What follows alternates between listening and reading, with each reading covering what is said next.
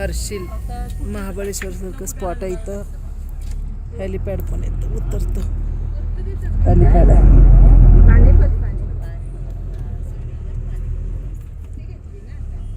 तू बर्फ आहे की काय?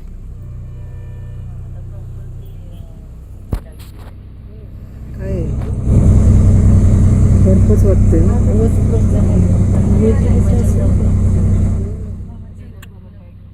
बर्फासारखं वाटतंय. दगडे कसे आले, नदीतले गोटे आहेत हे सगळे. तिकडे हेलिपॅड आहे, हेलिपॅड आहे इथे. हेलिकॉप्टर उतरतं. हर्षिल हा स्पॉट आहे इथला फिरायचा आहे. महाबळेश्वर सारखी अशी झाडं वगैरे, म्हणून तर हेलिकॉप्टर आहे.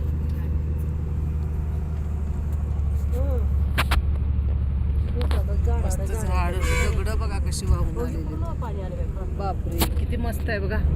म्हटलं का नाही हा स्पॉट आहे खेळायचा फिरायचा. पाणी खळखळ वाहते बघा. असं आहे मग इथं जाऊ शकतो. असं असते. केवढे मोठे मोठे दगड वाहून आलेत बघितलं डोंगरावरनं. घोडा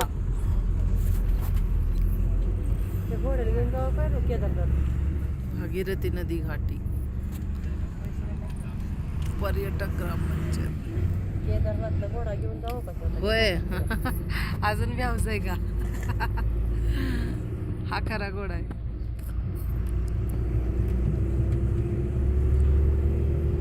असं वाटते कुणीतरी आपल्या इकडे असं गावाने फिरलं होतं तर रस्त्यात एखादा तरी पाहुणा भेटला असता. हो चहा पाणी झालं असतं. सत्कार झाला असता.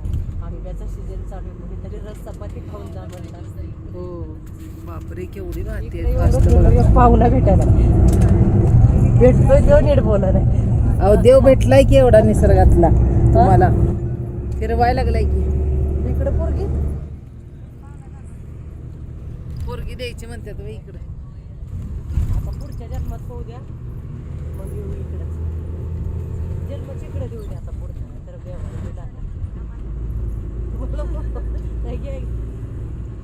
पहाडी की राणी होईल ना मी मग या भेटायला. मी तुम्हाला आल्या फळं बिळं सगळं देईल. बहीण जे आल्यावर तुम्ही पुढच्या जन्मात पाहता किंवा उत्तराखंडामध्ये फिरायला या.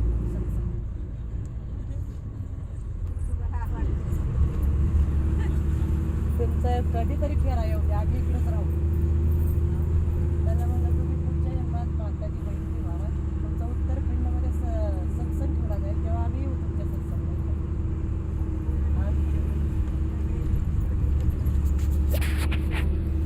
हां होऊ शकते. काय सांगावं कुणाचं काय याचं पुण्य काय असेल ते. मनुष्य जन्म शेवटची पाळी यावर मग पुढे हर्षिल मनुष्य मिळत एकदाची पुन्हा मिळत असते. पुन्हा ही पोटाला आलं की पोटाला आलं मोठी बात आहे सगळी. काही कोण पोटाला नाही एकदाच कटाळतंय. 40 नंतर म्हणते नेरे देवा कशाला पुन्हा येरे देवा येतंय परत.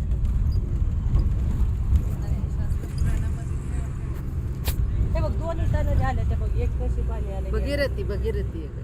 कोणची बघितली? गंगा आणि भगीरथी वरून आलेली हा गंगा. हा जी एकदम स्पीडला आहे ती गंगा आहे. भगीरथी हा जरा गंगेलाच भगीरथी नाही केलं व आवर की आटली जरा. ती आवडते का? हा म्हणजे खूप मोठं रौद्र रूप धारण केलं ना. तिला कळायचं शंकराच्या पण हातात राहिलं नव्हतं.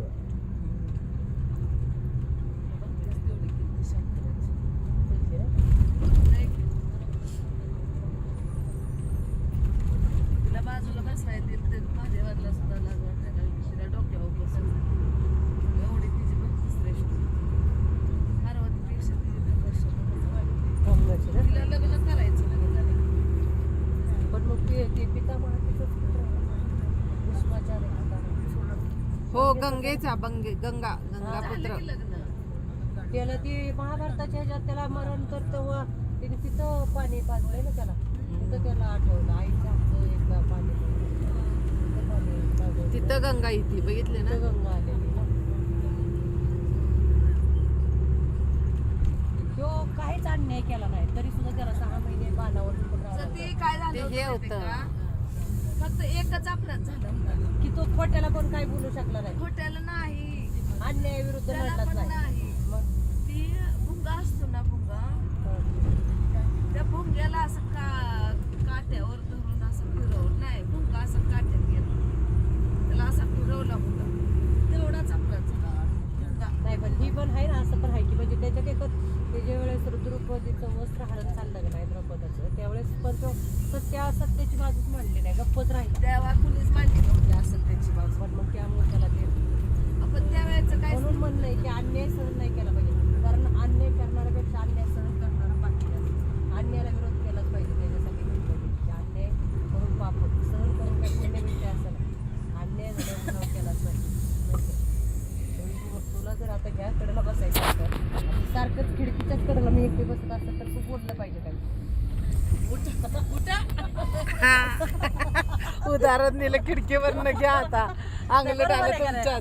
हा? तुमच्याच अंगलट आलं. स्वतःपासून आता बोलला ना तसं करून दाखवा. आता द्या, म्हणताय उठा आता. आता उठा. नाही म्हणजे अन्याय कसा म्हणजे सहन नाही करायचा हे शिकवलं तिला ना स्टार्टिंग मायापासूनच. छोटे छोटे गोष्टी असतात तर त्यातला अन्याय कळत नाही, तो मला कळला. पितामहांनी काय केलं माहिती का? फक्त भुंग्याला फिरवलं आणि जीव त्याने वाचले काय पण मी पण थोडं थोडं वाचले, मला काय माहिती आहे का नाही थोडं आहे की पण भुंग्या फिरवलं. भुंग्याचं असं थोडं काही पण हे बी आहे.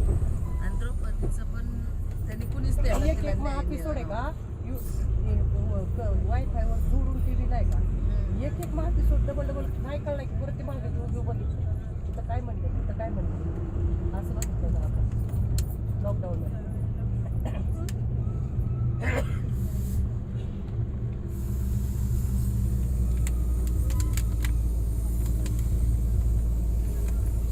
मला आहे ना वाचन नाही ऐकलं. बघून आले ऐकलं जास्त. इकडे त्याला पण वाचलं तसं नाही कसं डोक्यात म्हणजे काय लय वाचलं डोक्यात राहतं. तुम्ही शाळा बिळा शिकून झाले असते ना IPS आधी करता शाळात लेट शिकले काय चित्तच जायला लागलं शाळेत काय चांगलं गेलं असतात तुम्ही. हा ना मी तास आहे आपले तुम्हाला दर्शन दिलं असतं आलं इथं कशाला असतात? बदली करून घेतली असते मला सांग चार गाडी येते तो एक 15 मिनिटं पाठवा. लग्न दिलं असतं का तुला सांग? हा पक्षी एकच दिसाने आपल्याला. चिमणी नाही, कावळा नाही.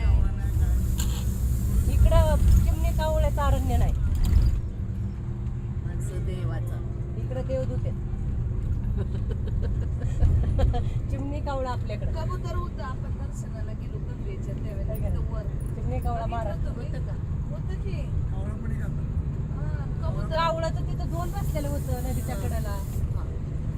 मी थोडंसं तिथं टाकलं बाबा म्हणलं आपलं मला आत्ताच शिवली. मला कावळा गेला. माहिती आहे ना? तसं वाटतं कसं मोठं मोठं दगड येतं मी बारकलं रंगीत करून त्या डायनिंग टेबल खाली टाकलं इकडं गोळा करून येतात हो हो हो बरोबर बोलले. हो, हो. असंच आहे. रंगबिरंगी ना. हा मग कुठले असतात ते?